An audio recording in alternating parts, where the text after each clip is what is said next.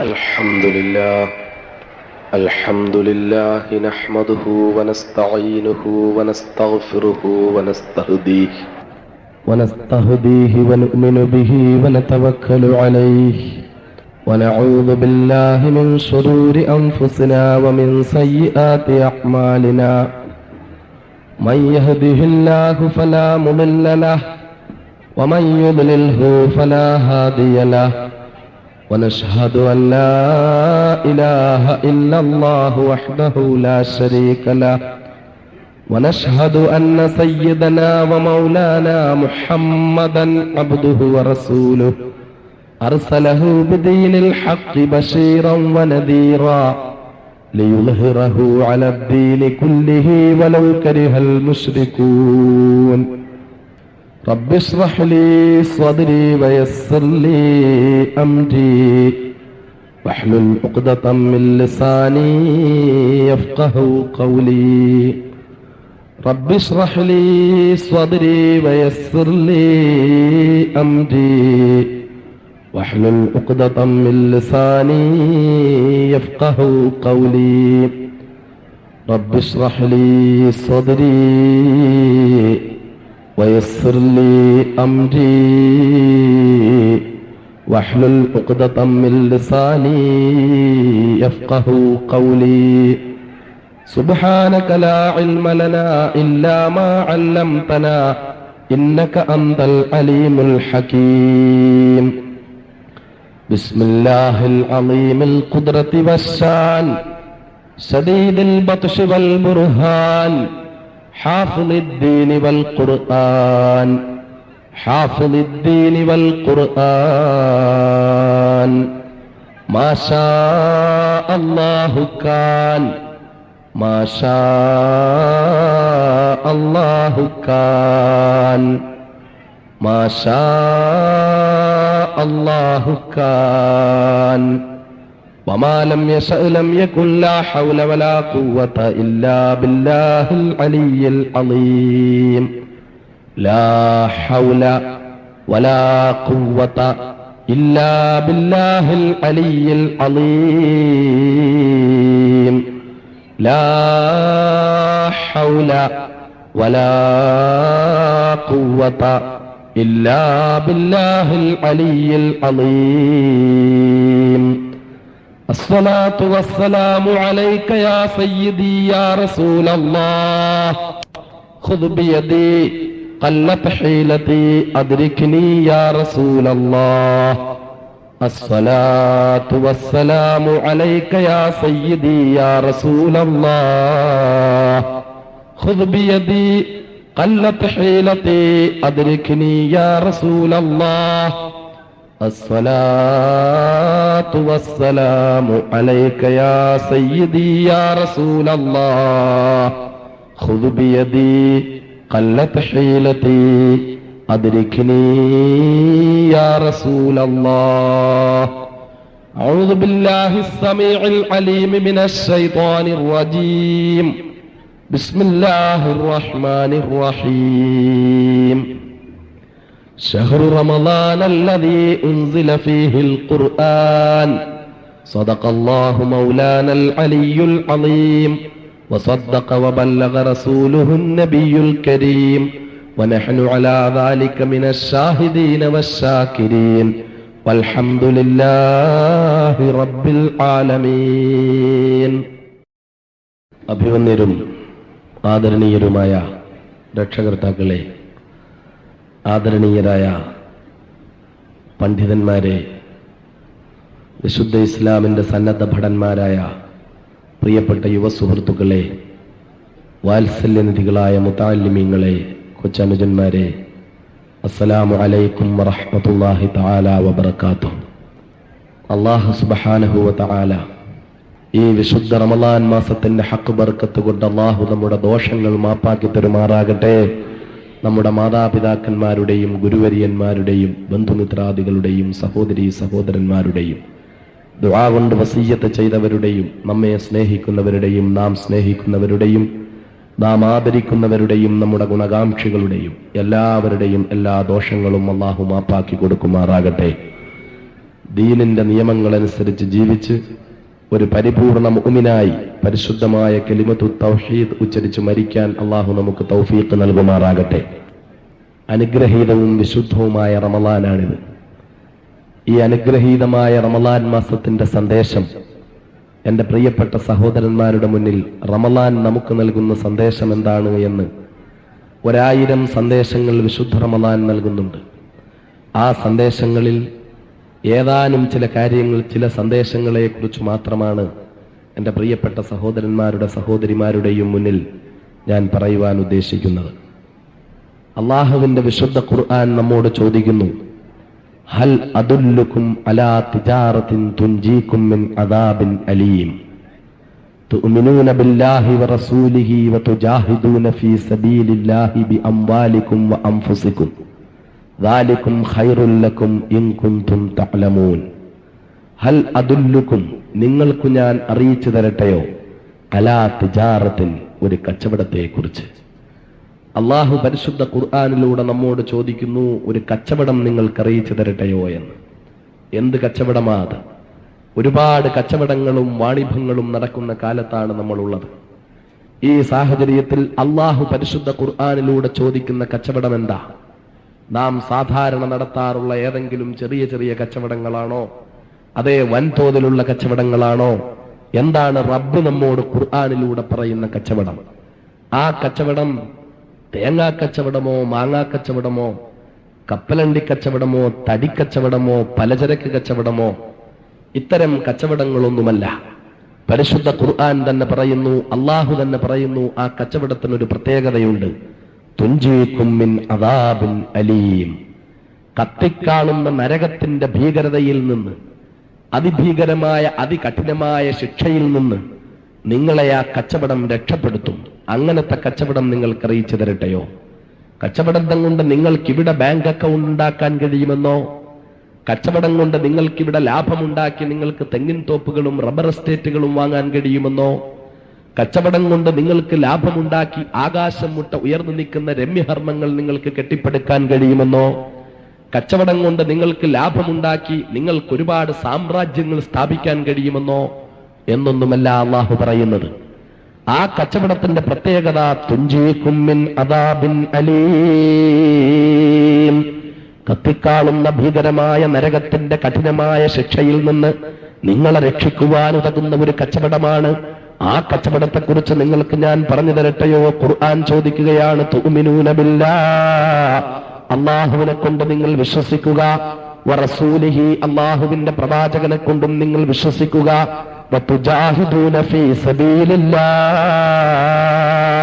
അള്ളാഹുവിന്റെ മാർഗത്തിൽ നിങ്ങൾ സമർപ്പിക്കുകയും ചെയ്യുക, ബിഅംവാലിക്കും വഅൻഫുസിക്കും, നിങ്ങളുടെ ധനം കൊണ്ടും നിങ്ങളുടെ ശരീരങ്ങൾ കൊണ്ടും നിങ്ങൾ അള്ളാഹുവിന്റെ മാർഗത്തിൽ ജിഹാദ് ചെയ്യുകയും ചെയ്യുക.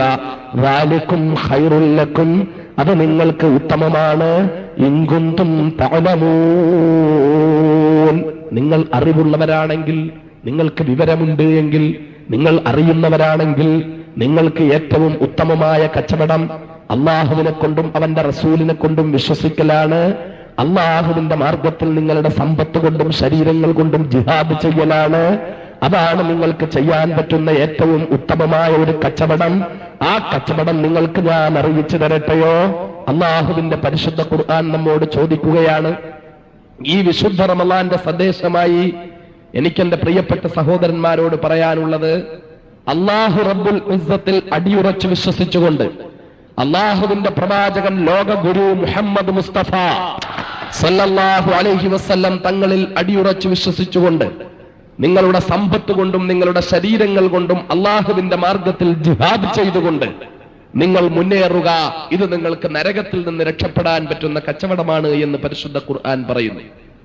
വിശുദ്ധ ഖുർആനെ കുറിച്ച് പറയുമ്പോൾ ഖുർആന്റെ ഏത് ആയത്തെടുത്താലും, ഖുർആന്റെ ഏത് ആയത്തുകളോട് ബന്ധപ്പെടുത്തി സംസാരിച്ചാലും, ഖുർആൻ പറയുന്ന ഏത് വിഷയങ്ങളെ കുറിച്ച് നമ്മൾ ചർച്ച ചെയ്താലും, ഖുർആനിൽ പരാമർശിക്കുന്ന വാനശാസ്ത്രം നമ്മൾ ചർച്ച ചെയ്താലും, ഗോളശാസ്ത്രം നമ്മൾ ചർച്ച ചെയ്താലും, ഖുർആനിൽ പരാമർശിക്കുന്ന രാഷ്ട്രീയം നമ്മൾ ചർച്ച ചെയ്താലും, ഖുർആനിൽ പരാമർശിക്കുന്ന അള്ളാഹുവിന്റെ ആസ്തിക്യത്തെ കുറിച്ച് നമ്മൾ ചർച്ച ചെയ്താലും, ഖുർആനിൽ പരാമർശിക്കുന്ന പ്രവാചകന്റെ മഹത്വത്തെ കുറിച്ച് നമ്മൾ ചർച്ച ചെയ്താലും, ഖുർആനിൽ പരാമർശിക്കുന്ന സാമൂഹ്യ ജീവിതത്തെക്കുറിച്ച് നമ്മൾ ചർച്ച ചെയ്താലും, ഖുർആനിൽ പരാമർശിക്കുന്ന വ്യക്തി ജീവിതത്തെക്കുറിച്ച് നമ്മൾ ചർച്ച ചെയ്താലും, കുടുംബ ജീവിതത്തെക്കുറിച്ച് ചർച്ച ചെയ്താലും, വിശുദ്ധ ഖുർആന്റെ ചെറുതും വലുതുമായി ഏതൊരു സൂക്തമെടുത്തിട്ട് ഈ അനുഗ്രഹീത റമളാനിൽ നമ്മൾ ചർച്ച ചെയ്യുന്നുവോ അതൊക്കെയും റമളാന്റെ സന്ദേശമാണ്.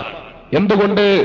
വിശുദ്ധ ഖുർആൻ ലോകത്തിന് കിട്ടിയത് പുണ്യമായി റമളാൻ മാസത്തിലാണ്, അനുഗ്രഹീതമായി റമളാൻ മാസത്തിലാണ്. മെഡിറ്ററേനിയൻ നദീതീരങ്ങളിൽ ഞണ്ടുപിറക്കികളായി നടന്നിരുന്ന യൂറോപ്യന്മാരെ സംസ്കാരത്തിന്റെ സംക്ഷിപ്ത സിദ്ധാന്തം വിളിച്ചോതുന്ന ലോകത്തെ ഏറ്റവും സൂപ്പർ സ്റ്റാറുകളാക്കി യൂറോപ്യന്മാരെ മാറ്റിയതിന്റെ പിന്നിൽ പ്രവർത്തിച്ച വിശുദ്ധ ഖുർആൻ അജ്ഞതയുടെയും അന്ധകാരത്തിന്റെയും കരിമ്പടം പുറച്ച കാട്ടറബികളെ ലോകത്തേറ്റവും പ്രശസ്തരും പ്രമുഖരും ലോകം മൊത്തം ആദരിക്കുന്നവരുമാക്കി തീർത്തതിന്റെ പിന്നിൽ പ്രവർത്തിച്ച വിശുദ്ധ ഖുർആൻ ലോകത്തുണ്ടായ അത്യുജ്വലമായ വിചാര വിപ്ലവത്തിന്റെ പിന്നിൽ പ്രവർത്തിച്ച അനുഗ്രഹീതമായ വിശുദ്ധ ഖുർആൻ. ആ വിശുദ്ധ ഖുർആൻ ഇറങ്ങിയ മാസമാണ് അനുഗ്രഹീതമായ റമളാൻ മാസം.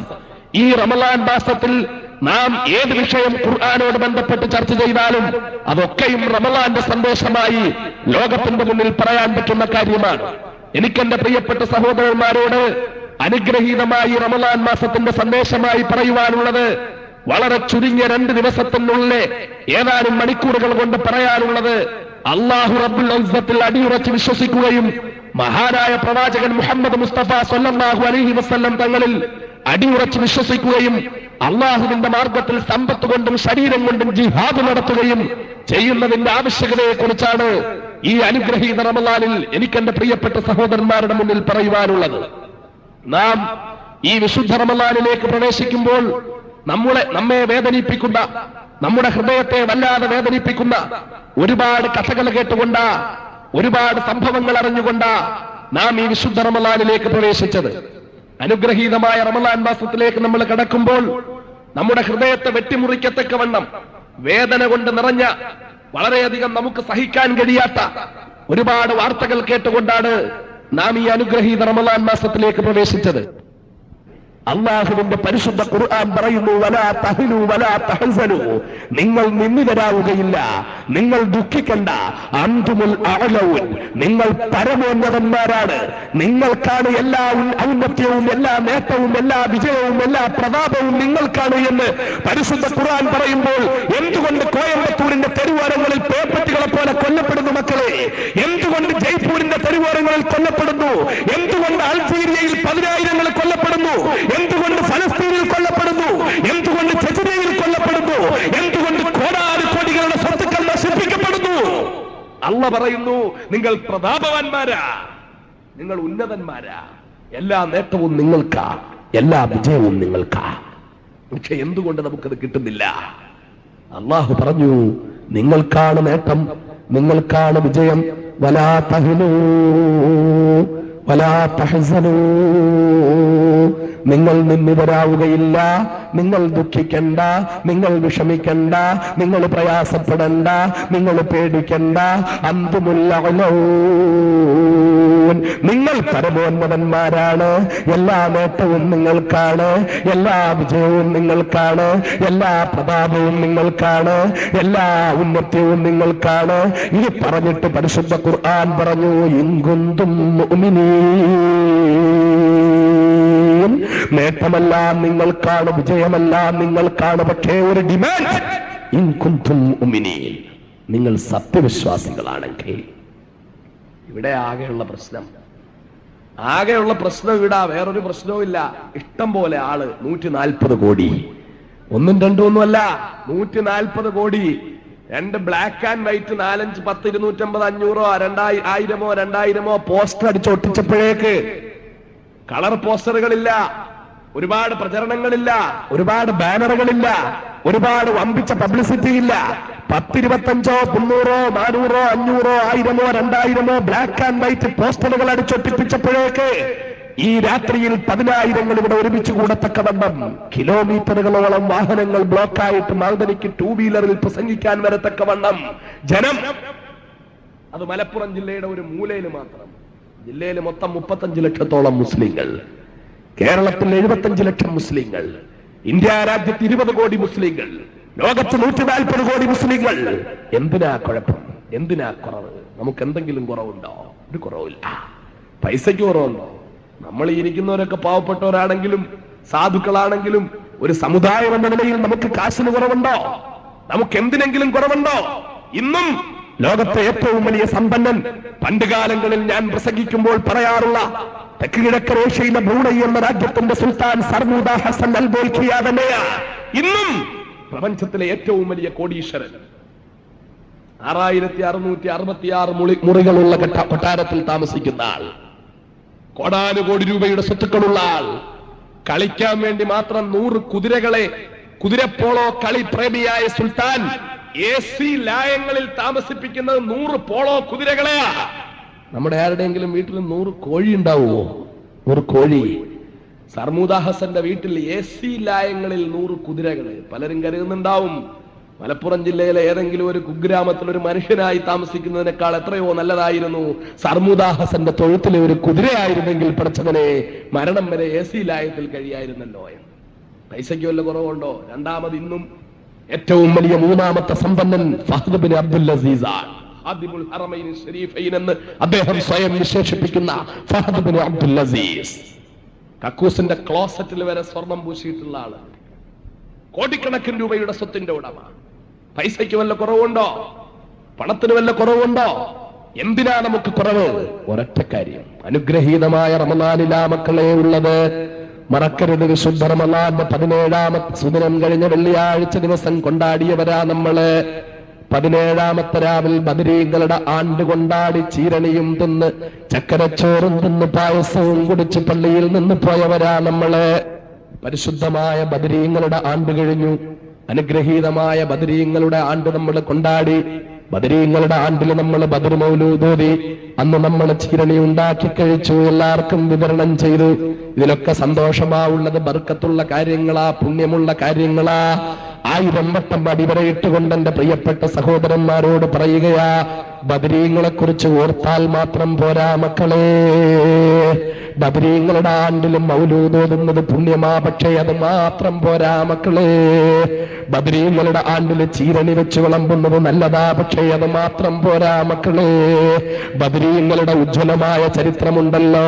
അസത്യത്തിനും അധർമ്മത്തിനും അനീതിക്കുമെതിരെയുള്ള സന്ധിയില്ലാ സമരം, ഉജ്ജ്വലമായ പോരാട്ടം.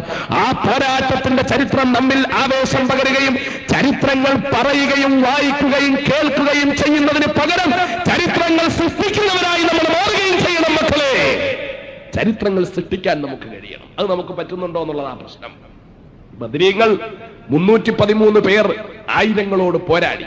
നമ്മൾക്കറിയാം, അവരുടെ കയ്യിൽ ഒരുപാട് വാളുകളില്ല, അവരുടെ കയ്യിൽ ഒരുപാട് പരിചകളില്ല, അവരുടെ കയ്യിൽ ഒരുപാട് പടയങ്കികളില്ല, ഒരുപാട് ഒട്ടകങ്ങളില്ല. അവരാണെങ്കിലോ ആദ്യമായിട്ട് ബദർ യുദ്ധം നടക്കുന്ന ആ വർഷമാണ് അല്ലാഹു സുബ്ഹാനഹു വ തആല വിശുദ്ധ റമളാനിൽ നോമ്പ് നിർബന്ധമാക്കുന്നത്. ആദ്യമായിട്ടാണ് വിശുദ്ധ റമളാനിൽ അവർ നോമ്പ് നോക്കുന്നത്. 16 ദിവസം തുടർച്ചയായി നോമ്പ് നോറ്റു. എങ്ങനെയാ 16 ദിവസം നോമ്പ് നോറ്റത്? വളരെ ഗൗരവപൂർവ്വം നമ്മൾ ചിന്തിക്കണം. എങ്ങനെയാ 16 ദിവസം ഒരു നോമ്പ് നോറ്റത്? നോമ്പ് തുറക്കുമ്പോൾ ഒരൊറ്റ കീറ് കാരയ്ക്ക, വേറൊന്നും കഴിക്കാനില്ല. ഒന്ന് ചിന്തിച്ചു നോക്കിയേ. നമ്മളൊക്കെ നോമ്പ് നോറ്റ എന്റെ പ്രിയപ്പെട്ട സഹോദരന്മാർ, അനുജന്മാരൊക്കെ ഒന്ന് ഓർത്തു നോക്കിയേ. നോമ്പ് തുറക്കുമ്പോ ഒരു കീറ് കാരയ്ക്ക കൊണ്ട് നോമ്പ് തുറന്നിട്ട് പിന്നൊന്നും കഴിക്കാനില്ലെങ്കിൽ നമ്മുടെ ഒരു ആക്രാന്തം എന്തായിരിക്കും? നോമ്പ് തുറന്നിട്ട് വേറൊന്നും കഴിക്കാനില്ലെങ്കിലുള്ള ബഹളം എന്താവും? ഒരു കീറ് കാരയ്ക്ക, വേറൊന്നുമില്ല. നമുക്ക് ചിന്തിക്കാൻ പറ്റുമോ? നമ്മളൊക്കെ പകല് പറ്റാത്തതിന് റമളാനിൽ രാത്രിയില്, റമളാൻ മാസത്തിന്റെ പ്രത്യേകതയായിട്ട് നമ്മൾ കാണുന്നത് റമളാനിൽ രാത്രിയിൽ എത്ര ലോഡെടുക്കാം എന്നുള്ളത് പരീക്ഷിക്കുക. നമ്മൾ രാത്രിയിൽ അങ്ങോട്ട് തീറ്റ മത്സരം, റപ്പായിയെ പോലെ ഇങ്ങനെ തിന്നലാണ് രാത്രിയിൽ. ശഅബാൻ 29 തൂക്കി നോക്കിയാൽ 40 കിലോ കാണും. റമളാൻ 29 തൂക്കി നോക്കിയാൽ 55 കിലോ കാണും. ഒരു 15 കിലോ ഏറ്റവും കുറഞ്ഞത് കൂടും റമളാനി. കാരണം എന്താ? മഗ്രിബ് മുതൽ സുബഹിക്ക് മൈക്ക് കൊട്ടുന്നത് വരെ അല്ലാഹുമ്മ സ്വല്ലി അലാ സയ്യിദിനാ മുഹമ്മദ് എന്ന് പറയുമ്പോഴും ഒരു ഗ്ലാസ് കൂടെ കുടിക്കാൻ നോക്കും. ആ അവസ്ഥയിലെ നോമ്പ് നമ്മൾ. നോമ്പിന്റെ ചൈതന്യമല്ലോ നമ്മൾ ഉൾക്കൊള്ളുന്നുണ്ടോ? നോമ്പ് കൊണ്ടുള്ള ഉദ്ദേശം, വിശുദ്ധ റമളാനെ നമ്മൾ ആദരിച്ചോ മക്കളെ? വളരെ ഗൗരവപൂർവ്വം ചിന്തിക്കണം. നോമ്പിന്റെ ചൈതന്യം നമ്മൾ ഉൾക്കൊള്ളുന്നുണ്ടോ? നോമ്പിന്റെ ആദ്യത്തെ 10 ക്ഷീണത്തിന്റെ 10 അല്ലേ? ആദ്യത്തെ 10 വേറെ ഒന്നിനും പറ്റൂല, പുറത്തൊക്കെ ഇറങ്ങാനും പറ്റൂല, ഒന്നും പറ്റൂല, ക്ഷീണത്തിന്റെ 10. രണ്ടാമത്തെ 10 നോമ്പ് തുറയുടെ 10.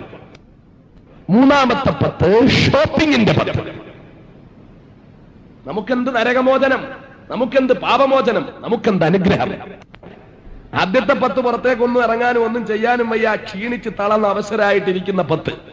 രണ്ടാമത്തെ 10 ആയി കഴിഞ്ഞാൽ സുഹൃത്തുക്കളുടെ വീട്ടിൽ, കൂട്ടുകാരുടെ വീട്ടിലൊക്കെ നോമ്പ് തുറയ്ക്കും. മൂന്നാമത്തെ 10 അങ്ങോട്ടാകുമ്പോഴേക്ക് കൊണ്ടാട്ടിയായിട്ട് തുണി വാങ്ങാൻ പോവുക, തിരൂര് പോവുക, കോട്ടയ്ക്കൽ പോവുക, മലപ്പുറത്ത് പോവുക, പറ്റിയ കോഴിക്കോട് പോവുക, അങ്ങനെ ഷോപ്പിംഗിന്റെ 10. പിന്നെ അവസാനത്തെ 2-3 ദിവസം പെരുന്നാളിന്റെ തൊട്ടു മുമ്പുള്ള 27 രാവ് ലൈലത്തുൽ ഖദർ ആകാൻ ഏറ്റവും അധികം സാധ്യതയുള്ള ദിവസമൊക്കെ പെരുന്നാളിന്റെ അന്ന് മലമ്പുഴയിലേക്കും കൊടൈക്കനാലിലേക്കും ഒക്കെ പോകുന്ന ടൂറിന് വേണ്ടി വണ്ടി ബുക്ക് ചെയ്യുന്നതിന്റെ ദിവസങ്ങൾ. ഇതാണ് പോരിഷ. ഇതല്ലേ പരിശുദ്ധമായ റമളാനെ ഉൾക്കൊണ്ടോ മക്കളെ?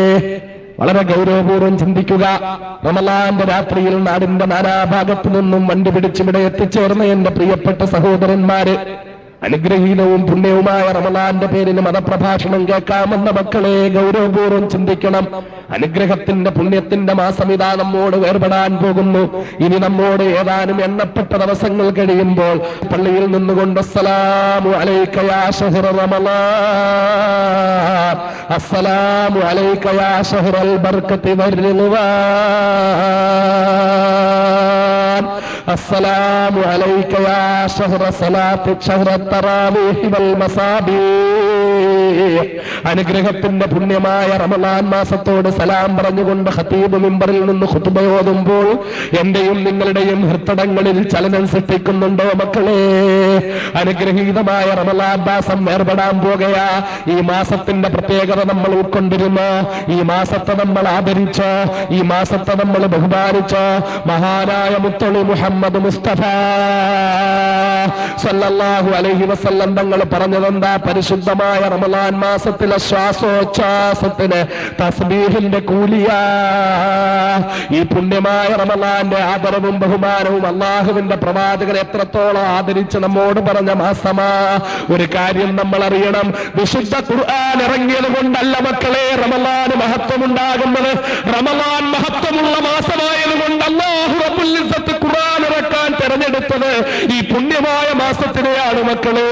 അള്ളാഹുവിന്റെ 12 മാസങ്ങളിൽ അള്ളാഹു ഏറ്റവും പുണ്യമായ മാസമാക്കി മാറ്റിയിരിക്കുന്ന റമളാൻ. ആ റമളാനിൽ ഖുർആൻ ഇറങ്ങിയത് കൊണ്ടല്ല റമളാന് മഹത്വം ഉണ്ടാകുന്നത്. റമളാന്റെ മഹത്വം കൊണ്ടാണ് വിശുദ്ധ ഖുർആനെ അള്ളാഹു റമളാനിൽ ഇറക്കിയത്. റമളാന്റെ മഹത്വം കൊണ്ടാണ് അള്ളാഹു റമളാനിൽ പിശാചുക്കളെ ചങ്ങലയിടുന്നത്. റമളാന്റെ മഹത്വം കൊണ്ടാണ് അള്ളാഹു റമളാനിൽ നരകമോചിതരുടെ എണ്ണം വർദ്ധിപ്പിക്കുന്നത്. റമളാന്റെ മഹത്വം കൊണ്ടാണ് റമളാനിൽ അള്ളാഹു റഹ്മത്തിന്റെ വാതിലുകൾ തുറക്കുന്നത്. അല്ലാതെ റമളാൻ മാസം ഇതുകൊണ്ടൊന്നും മഹത്വമാകുന്ന മാസമല്ല. റമളാൻ അനുഗ്രഹത്തിന്റെ മാസമാ, പുണ്യത്തിന്റെ മാസമാണ് മക്കളെ. മഹാനായ പ്രവാചകൻ പഠിപ്പിച്ചതാ, റമളാനിൽ ഒരാൾ ശ്വാസം വിടുന്നതിന് നോമ്പുകാരന്റെ ശ്വാസോച്ഛ്വാസത്തിന് തസ്ബീഹിന്റെ കൂലിയാണെന്ന് മഹാനായ നബി മുഹമ്മദ് മുസ്തഫ. നോമ്പുകാരൻ ക്ഷീണം കൊണ്ട് അല്പം മയങ്ങിപ്പോയാൽ ആ മയക്കത്തിന് ഇബാദത്തിന്റെ കൂലിയാണെന്ന് മഹാനായ നബി മുഹമ്മദ് മുസ്തഫ സല്ലല്ലാഹു അലൈഹി വസല്ലം തങ്ങൾ പഠിപ്പിച്ചതാ. ഈ മാസത്തിന്റെ ഓരോ സെക്കൻഡുകളും അനുഗ്രഹത്തിന്റെ സെക്കൻഡുകളാ. ഈ പുണ്യമായ മാസത്തിലെ ഓരോ സെക്കൻഡുകളും പാഴാക്കാൻ പാടില്ലാത്ത സെക്കൻഡുകളാ. അനുഗ്രഹത്തിന്റെ, റഹ്മത്തിന്റെ, ബർക്കത്തിന്റെ, നരകമോചനത്തിന്റെ, പാപമോചനത്തിന്റെ, പുണ്യത്തിന്റെ മാസമായി ഈ റമളാൻ. എന്റെ പ്രിയപ്പെട്ട ഇസ്ലാമിന്റെ മക്കളെ, അല്ലാഹു നമുക്ക് ആദരിച്ചു തന്ന ഈ പുണ്യമായ റമളാൻ മാസം, ഈ പുണ്യമായ റമളാൻ മാസത്തെ നമ്മൾ ബഹുമാനിച്ചോ? ഈ പുണ്യമായ റമളാൻ മാസത്തെ നമ്മൾ ആദരിച്ചോ? ഈ റമളാനിൽ നമ്മുടെ വാക്കുകളെ നമ്മൾ സൂക്ഷിച്ചോ? ഈ റമളാനിൽ നമ്മുടെ നാവിനെ നമ്മൾ സൂക്ഷിച്ചോ? എന്റെ പ്രിയപ്പെട്ട മുസ്ലിം സഹോദരൻ ചിന്തിക്കുക, എന്റെ ചെറുപ്പക്കാരൻ ചിന്തിക്കുക. നാവ് കൊണ്ട് തെറ്റ് പറയാതിരുന്നോ? നാവ് കൊണ്ട് പരദൂഷണം പറയാതിരുന്നോ? പരദൂഷണത്തിൽ നിന്ന് പൂർണ്ണമായി അകന്നു നിന്നോ? ഈ റമളാനില് ചെവി കൊണ്ട് പരദൂഷണം കേൾക്കാതിരുന്നോ? നാവ് കൊണ്ട് ഏഷണി കൂട്ടാതിരുന്നോ? കണ്ണുകൊണ്ട് ഹറാമ് കാണാതിരുന്നോ? പൊന്നുമോനെ, അല്ലാഹു ഇഷ്ടപ്പെടാത്തതൊന്നും നിന്റെ കണ്ണുകൊണ്ട് കണ്ടില്ലെന്ന് നിനക്ക് പറയാൻ പറ്റുമോ? ഈ റമളാനില് നീ അന്യ പെണ്ണുങ്ങളെ നോക്കിയില്ലെന്ന് പറയാൻ പറ്റുമോ? ഈ റമളാനില് നീ സിനിമാ പോസ്റ്ററിലെ നഗ്നയായി നിൽക്കുന്ന പെണ്ണിന്റെ ഫോട്ടോ നോക്കിയില്ലെന്ന് പറയാൻ പറ്റുമോ? ഈ റമളാനിൽ നീ ഹറാമായ കാഴ്ച കണ്ടില്ലെന്ന് പറയാൻ പറ്റുമോ? ഈ അനുഗ്രഹീത റമളാനിൽ നിന്റെ കണ്ണിനെ നീ സൂക്ഷിച്ചോ പൊന്നുമോനെ. ഈ റമളാനിൽ നിന്റെ മനസ്സിൽ ദുഷ്ചിന്തകൾ വരാതെ നിന്റെ മനസ്സിനെ നീ സൂക്ഷിച്ചോ പൊന്നുമോനെ. ഈ റമളാനിലെ തെറ്റിലേക്ക് നടക്കാതെ നിന്റെ കാലിനെ നീ തടഞ്ഞോ പൊന്നുമോനെ. ഈ റമളാനിൽ നിന്റെ കൈ കൊണ്ട് നീ തെറ്റ് ചെയ്യാതെ കയ്യെ നീ തെറ്റിൽ നിന്ന് പിൻവലിച്ചോ പൊന്നുമോനെ. എന്റെ പ്രിയപ്പെട്ട മുസ്ലിമേ, മനസാക്ഷിയോട് ചോദിക്കുക, ഈ അനുഗ്രഹീത റമളാനെ വേണ്ടവണ്ണം ആദരിച്ചോ എന്ന്. റമളാന്റെ എല്ലാ പകലുകളും നോമ്പ് നോറ്റ്, റമളാനിലെ നോമ്പുകൾ ഫലവത്തായോ, റമളാന്റെ ഫർള് നിസ്കാരങ്ങൾ നിർവഹിച്ച്, റമളാനിലെ സുന്നത്ത് നിസ്കാരങ്ങൾ നിർവഹിച്ച്, റമളാനിലെ തറാവീഹ് നിസ്കാരങ്ങൾ നിർവഹിച്ച്, റമളാനെ പൂർണ്ണമായി ആദരിച്ച്. എന്റെ പ്രിയപ്പെട്ട മുസ്ലിം സഹോദരൻ മനസാക്ഷിയോട് ചോദിക്കണം, പാപം കൊണ്ട് കറുത്തുപോയ ഹൃദയമാണ് നമ്മുടേത്. ഒരു തെറ്റ് ചെയ്യുമ്പോൾ മുസൽമാന്റെ ഹൃദയത്തിൽ ഒരു കറുത്ത പുള്ളി വീഴും. അങ്ങനെ ഒരു തെറ്റിൽ ഒരു കറുത്ത പുള്ളി, രണ്ട് തെറ്റിൽ രണ്ട് കറുത്ത പുള്ളി. എന്നാൽ നോക്കു മക്കളെ, നമ്മുടെ ഹൃദയത്തിൽ എത്ര ആയിരം കറുത്ത പുള്ളി വീണ് കാണും. ഒരു ചെറിയ തെറ്റ് ചെയ്യുമ്പോൾ, ഒരന്യ സ്ത്രീയെ നോക്കുമ്പോൾ, ഒരന്യ സ്ത്രീയെ ആഗ്രഹിക്കുമ്പോൾ, ഒരന്യ സ്ത്രീയുടെ പടം കണ്ട് സന്തോഷിക്കുമ്പോൾ, ഒരന്യ സ്ത്രീയുടെ ശബ്ദം കേൾക്കാൻ കൊതിക്കുമ്പോൾ, ഒരന്യ സ്ത്രീയുമായി സല്ലപിക്കുമ്പോൾ, ഒരന്യ സ്ത്രീയുമായി സഹവസിക്കുമ്പോൾ, ഒരു ഹറാമായ വർത്തമാനം പറയുമ്പോൾ, ഒരാളെക്കുറിച്ച് പരദൂഷണം പറയുമ്പോൾ, ഒരാളെക്കുറിച്ച് ഏഷണി കൂട്ടുമ്പോൾ, അപ്പോഴെല്ലാം നിന്റെ ഹൃദയത്തിൽ ഒരു കറുത്ത പുള്ളി വീണുകൊണ്ടിരിക്കുകയാ മുസൽമാനെ. അങ്ങനെയാണെങ്കിൽ നമ്മുടെ ഹൃദയത്തിന്റെ ഇപ്പോഴത്തെ അവസ്ഥ എന്താ? കറുത്ത് കറുത്ത് കറുത്ത് കറുത്ത് കരിവാളിച്ച് കരിക്കട്ട പോലെ ആയി പോകുന്ന നമ്മുടെ ഹൃദയമാ. 11 മാസവും തെറ്റുകൊണ്ട് ഹൃദയം കറുത്ത് കരിക്കട്ടയായി പോയെങ്കിൽ അള്ളാഹു ഒരു പുണ്യത്തിന്റെ പൂമഴ പെയ്യുന്ന മാസം തരികയാ. പുണ്യത്തിന്റെ പൂമഴ പെയ്യുന്ന മാസമാ. അള്ളാഹുവിന്റെ റഹ്മത്ത് പങ്കു ചെയ്യുന്ന മാസമാ. ഈ റഹ്മത്തിനെ നമ്മൾ കറുത്ത ഹൃദയത്തിലേക്ക്, പാപം കൊണ്ട് കറുത്ത് കരിവാളിച്ചു പോയ ഹൃദയത്തിലേക്ക് അള്ളാഹുവിന്റെ റഹ്മത്തിനെ ശക്തിയായിട്ട് സ്പ്രേ ചെയ്തു കൊടുത്താൽ, ശക്തിയായിട്ട് റഹ്മത്തിനെ പങ്കു ചെയ്തു കൊടുത്താൽ, ആ റഹ്മത്തിന്റെ നനവ് കൊണ്ട് ഈ കറുപ്പ് മെല്ലെ അലിയാൻ തുടങ്ങും മക്കളെ. ആ കറുപ്പ് മെല്ലെ മെല്ലെ മാറാൻ തുടങ്ങും, ആ അഴുക്ക് മാറാൻ തുടങ്ങും. അങ്ങനെ മെല്ലെ മെല്ലെ ഹൃദയത്തിൽ നിന്ന് അഴുക്ക് മാറി മാറി മാറി മാറി ഹൃദയത്തിലെ ഈമാന്റെ പ്രഭ കൊണ്ട് പ്രശോഭിതമാകാൻ തുടങ്ങും. അങ്ങനെ വിശുദ്ധ റമളാന് നമ്മുടെ ഹൃദയങ്ങളെ ഈമാന്റെ പ്രഭ കൊണ്ട് പ്രശോഭിതമാക്കിയോ മക്കളെ? വളരെ ഗൗരവപൂർവ്വം ചിന്തിക്കുക. അള്ളാഹുവിന്റെ ഇബാദത്ത് ചെയ്ത് നമ്മുടെ പാപത്തിന്റെ കറുപ്പ് ഹൃദയത്തിൽ നിന്ന് നമ്മൾ കഴുകിക്കളഞ്ഞോ? അള്ളാഹുവിന്റെ റഹ്മത്ത് നമ്മുടെ ഹൃദയത്തിലേക്ക് പമ്പ് ചെയ്തോ? അള്ളാഹുവിന്റെ റഹ്മത്ത് കൊണ്ട് നമ്മുടെ ഹൃദയം പുണ്യമായോ? നമ്മുടെ ഹൃദയത്തിൽ നിന്ന് അനുഗ്രഹത്തിന്റെ തേന്മഴ പെയ്യുന്നത് കൊണ്ട് ആ അഴുക്കെല്ലാം പോയിട്ട് ഹൃദയത്തിൽ നിന്ന് ഈമാന്റെ പ്രഭ കൊണ്ട് ഹൃദയം പ്രശോഭിക്കാൻ തുടങ്ങിയോ മക്കളെ? ഗൗരവപൂർവ്വം ചിന്തിക്കും. റമളാനായിട്ട് എനിക്ക് എന്ത് മാറ്റം ഉണ്ടായി എന്ന് ഓരോരുത്തരും ആലോചിക്കും. പകല് കുറച്ച് സമയം പട്ടിണി നിന്നു, അതുകൊണ്ട് ഫർള് വീടും, ഫിദിയ കൊടുക്കണ്ട, അതൊക്കെ ശരിയാണ്. പക്ഷേ റമളാൻ കൊണ്ട് മുഅ്മിനിനുണ്ടാകേണ്ട മാറ്റം നമുക്കുണ്ടായോ? നമ്മൾ ഗൗരവപൂർവ്വം ചിന്തിക്കണം. റമളാന്റെ ചൈതന്യം നമ്മൾ ഉൾക്കൊണ്ടോ? റമളാന്റെ ആദ്യത്തെ 10 നമ്മൾ അല്ലാഹുവിന്റെ അനുഗ്രഹം നേടിയോ?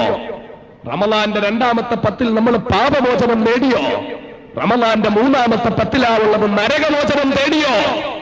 വളരെ ഗൗരവപൂർവ്വം നമ്മൾ ചിന്തിക്കണം. അല്ലാഹു തആല ഇനിയുള്ള ദിവസങ്ങളെങ്കിലും വിശുദ്ധ റമളാൻ മാസത്തിൽ പൂർണ്ണമായി ഉൾക്കൊണ്ട് ഇനിയുള്ള ദിവസങ്ങളിലെങ്കിലും ഇബാദത്ത് കൊണ്ട് ഹൃദയം നിറച്ച്, ശരീരം ഇബാദത്ത് കൊണ്ട് അല്ലാഹുവിന് വഴിപ്പെട്ട് ശരീരത്തെ വഴിപ്പെടുത്തി ഇബാദത്ത് കൊണ്ട് ഈ റമളാന്റെ ബാക്കിയുള്ള ദിവസങ്ങളെ ധന്യമാക്കി മാറ്റാൻ അല്ലാഹു നമുക്ക് തൗഫീഖ് നൽകുമാറാകട്ടെ. പറഞ്ഞു വന്ന കാര്യം, ഈ അനുഗ്രഹത്തിന്റെ മാസമായ റമളാൻ മാസത്തിന് പോരിഷ വർദ്ധിക്കുന്നത് ഈ റമളാൻ മാസത്തിന്റെ അനുഗ്രഹത്തിൽപ്പെട്ട, ഈ റമളാൻ മാസത്തിൽ സ്മരിക്കേണ്ട കാര്യങ്ങളിൽപ്പെട്ട അനുഗ്രഹീതമായ ചരിത്രത്തിലെ അതുല്യമായ പോരാട്ടമാണ് ബദർ യുദ്ധം. ആ ബദർ യുദ്ധത്തിന് പോയവർ ഒരു കീറ് കാരയ്ക്കം കഴിച്ചിട്ടാ പോയത്. നോമ്പ് ഉറക്കുന്നത് ഒരു കീറ് കാരയ്ക്ക, അത്താഴത്തിന് ഒരു ഗ്ലാസ് പാല് കിട്ടിയാൽ, ഇല്ലെങ്കിൽ ഒരു ഗ്ലാസ് വെള്ളം, ഇങ്ങനെ ഒരു നോമ്പ് വെച്ചു. നമ്മൾ ചിന്തിക്കണം, നോമ്പിന്റെ ചൈതന്യം ഉണ്ടാകുന്നത് അപ്പോഴാണ്. അല്ലാതെ പകൽ എത്രത്തോളം കഴിക്കാതിരിക്കാൻ പറ്റുന്നോ അതിനും കൂടി രാത്രിയിൽ കഴിച്ച് എത്രത്തോളം രാത്രിയിൽ നമ്മുടെ ഉള്ളിലുള്ള അവയവങ്ങളൊക്കെ വർക്ക് ചെയ്യും, എത്ര ദഹനശേഷി രാത്രിയിൽ ഉണ്ടാവും എന്ന് പരീക്ഷിക്കാനുള്ള മാസമല്ല. രാത്രി ഭക്ഷണം കഴിക്കണം, പക്ഷെ രാത്രി ഭക്ഷണം കഴിക്കാൻ വേണ്ടി മാത്രമുള്ള മാസമല്ല റമളാൻ, നമ്മൾ ഓർക്കണം. അങ്ങനെ ബദരീങ്ങൾ പട്ടിണി കിടന്ന് നോമ്പ് പിടിച്ചു. 17 ദിവസത്തെ നോമ്പ് കഴിഞ്ഞ് 16 ദിവസത്തെ നോമ്പ് കഴിഞ്ഞ് 17ാമത്തെ ദിവസം അവർ യുദ്ധത്തിന്റെ അങ്കണത്തിലേക്ക് ഇറങ്ങി. ഉജ്ജ്വലമായ പോരാട്ടം. അവർക്കാകെ ഉള്ളത് ഏതാനും തുരുമ്പിച്ച വാളുകൾ. ഏതാനും എലുമ്പിച്ച ഉണങ്ങിയ ഒട്ടകങ്ങൾ. ശത്രുക്കളുടെ ഭാഗത്തോ ആയിരക്കണക്കിന് ആളുകൾ, അവർക്ക് ഇഷ്ടം പോലെ വാളുകൾ, ഇഷ്ടം പോലെ ഒട്ടകങ്ങൾ. ഒരു കൊല്ലം വേണമെങ്കിലും യുദ്ധം ചെയ്യാനുള്ള തയ്യാറെടുപ്പിലാണ് അവരെത്തിയിരിക്കുന്നത്. ആവശ്യത്തിനുള്ള കാരക്കയും ഈത്തപ്പഴവും അതുപോലെ ഗോതമ്പും എല്ലാം സ്റ്റോക്ക് ചെയ്ത് എത്ര കാലം വേണമെങ്കിലും യുദ്ധം നടത്താനുള്ള ആയുധങ്ങൾ സമാഹരിച്ച് ആവശ്യത്തിനുള്ള ഒട്ടകങ്ങളെയും കുതിരകളെയും എല്ലാം തയ്യാറാക്കിക്കൊണ്ട് അവർ യുദ്ധത്തിന്റെ അങ്കണത്തിലേക്ക് പോവുകയാണ്. അവർ യുദ്ധം ചെയ്യാൻ പോകുന്നു. അപ്പുറത്ത് നിന്ന് 313 പേര് ഒട്ടിയ വയറും വരണ്ട തൊണ്ടയുമായിട്ട് രണാങ്കണത്തിലേക്ക് ഇറങ്ങുന്നു. പക്ഷേ ശത്രുക്കൾ കരുതിയത് ഈ 313 പേര് ഇവർ ഇത്രയും ദുർബലന്മാരായി ഇവരോട് ഏതാനും മിനിറ്റുകൾ കൊണ്ട് അവരെ പമ്പ കടത്തിയിട്ട് രക്ഷപ്പെടാമെന്ന് കരുതി രണാങ്കണത്തിലേക്ക് ഇറങ്ങിയ ശത്രുക്കൾ നേരം വെളുത്ത് യുദ്ധത്തിലേക്ക് സഹാബാക്കൾ ഇറങ്ങിയപ്പോഴേക്ക് ചിത്രം മാറി. അവരല്ലാഹുവിന്റെ മുന്നിൽ സർവ്വതും സമർപ്പിച്ചു കൊണ്ടിറങ്ങുകയാ. അല്ലാഹു റബ്ബുൽ ഇസ്സത്തിനോട് അവർ പറയുകയാ, പടച്ചവനെ, ഞങ്ങൾക്ക് വാളുകളില്ല, ഞങ്ങൾക്ക് പരിചകളില്ല, ഞങ്ങൾക്ക് പടയങ്കികളില്ല, ഞങ്ങൾക്ക് ഒട്ടകങ്ങളില്ല, ഞങ്ങൾക്ക് കുതിരകളില്ല, ഞങ്ങൾക്ക് ആയുധശക്തിയില്ല, ഞങ്ങൾക്ക് ആൾബലമില്ല. 313 പേര് ഏതാനും തുരുമ്പിച്ച വാളുകളുമായി, ഏതാനും മെലിഞ്ഞ ഒട്ടകങ്ങളുമായി ഞങ്ങൾ രണാങ്കണത്തിലേക്ക് ഇറങ്ങുകയാ. റബ്ബേ, ഞങ്ങൾക്ക് വാളുകളില്ലെങ്കിലും, ഞങ്ങൾക്ക് പരിചകൾ ില്ലെങ്കിലും, ഞങ്ങൾക്ക് പടയങ്കികളില്ലെങ്കിലും, ഞങ്ങൾക്ക് ഒട്ടകങ്ങളില്ലെങ്കിലും, വാരിയല്ല് കൊണ്ട് മൂടപ്പെട്ടിരിക്കുന്ന ഞങ്ങളുടെ ഹൃദയത്തിന്റെ അന്തരംഗത്ത് നിന്നെക്കുറിച്ചുള്ള ഉറച്ച വിശ്വാസമുണ്ട്. റബ്ബേ, ഹസ്ബുനല്ലാഹു നിഅമൽ വകീൽ, നിഅമൽ മൗലാ വനിഅമൻ നസീർ. വാളുകൾ ഞങ്ങൾക്ക് വേണ്ടടാ, പരിചകൾ ഞങ്ങൾക്ക് വേണ്ടടാ, ഒട്ടകങ്ങൾ ഞങ്ങൾക്ക് വേണ്ടടാ, കുതിരകൾ ഞങ്ങൾക്ക് വേണ്ടടാ, ആൾബലം ഞങ്ങൾക്ക് വേണ്ടടാ, ആയുധബലം ഞങ്ങൾക്ക് വേണ്ടടാ. ഹസ്ബുനല്ലാഹ്, ഹസ്ബുനല്ലാഹ്, ഹസ്ബുനല്ലാഹ്.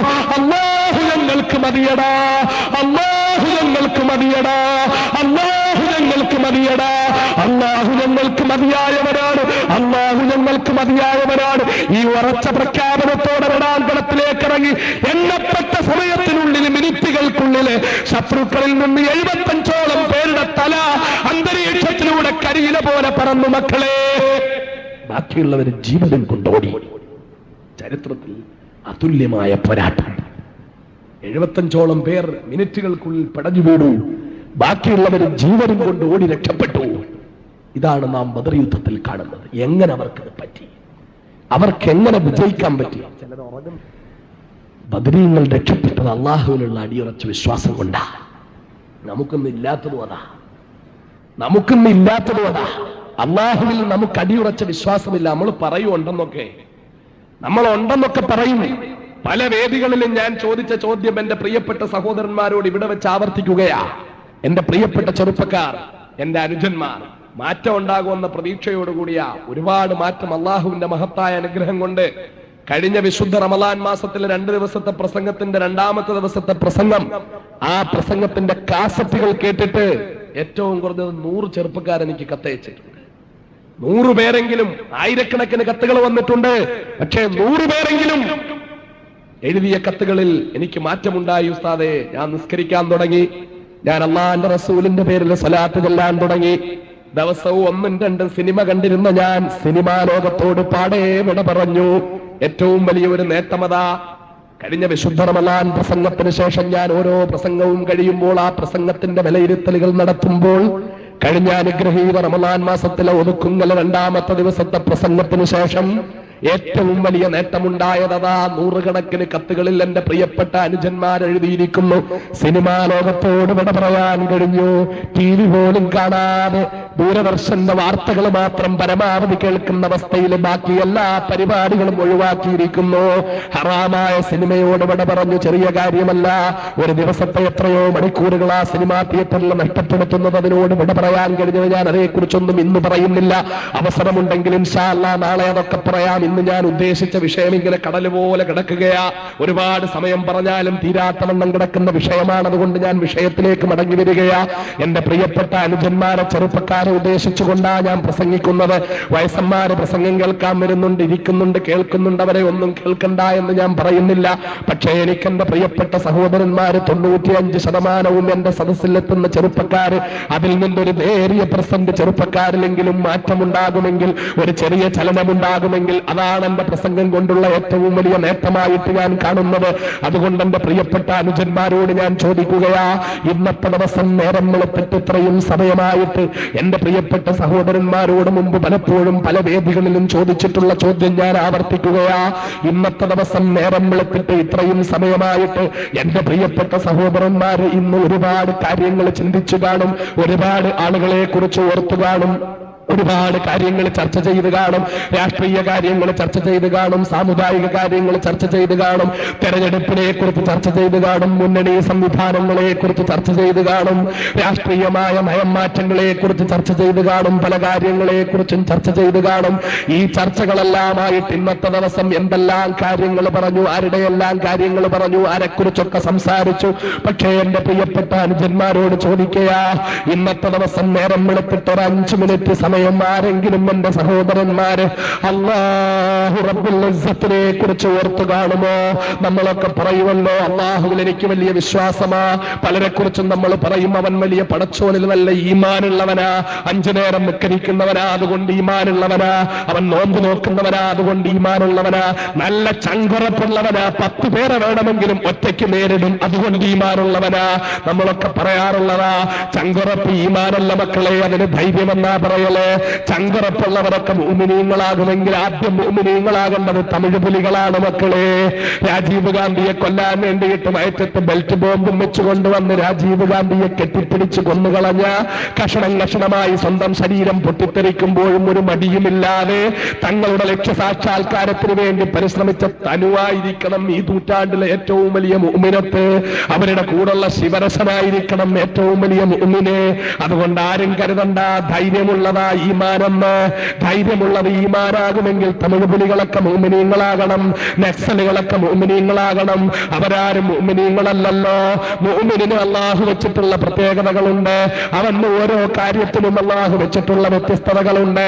അത് ഏറ്റവും പരമപ്രധാനമായ കാര്യം അല്ലാഹുമായിട്ടുള്ള ബന്ധമാ, അല്ലാഹുവിനുള്ള അടിയുറച്ച വിശ്വാസമാ, അല്ലാഹുമായിട്ടുള്ള അടുപ്പമാ.